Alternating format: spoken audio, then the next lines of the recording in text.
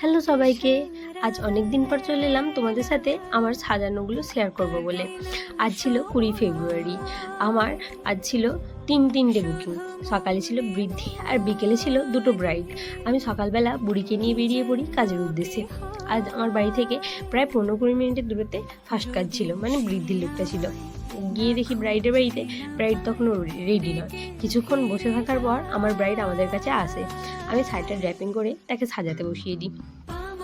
আজ সে আমার কাছ থেকে একটা একদম সফট নর্মাল বৃদ্ধির লুক চেয়েছিল, যেটা আমি তাকে দেওয়ার চেষ্টা করেছি। তোমরা দেখে অবশ্যই জানিও যে আমার ব্রাইডকে কীরকম লাগছিল। এই ব্রাইডটা সাজানোর পর আমার মনটা ভীষণ ভেঙে পড়েছিল। কারণটা তোমাদের কিছুক্ষণ পর বলছি। এই যে ব্রাইডের মিষ্টি হাসিটা দেখছো, এর হাসিটাও কান্নায় পরিণত হয়েছিল। কারণটা দেখো, জিনিসপত্র গোছাতে গোছাতে বাইরে দেখি টিপ টিপ করে বৃষ্টি শুরু হয়। তারপরে দেখি এরকমভাবে মুষলধারে বৃষ্টি শুরু হচ্ছে। আর আমি বসে বসে ভাবছি যে বিকেলে দুটো ব্রাইড কী করে কমপ্লিট করবো।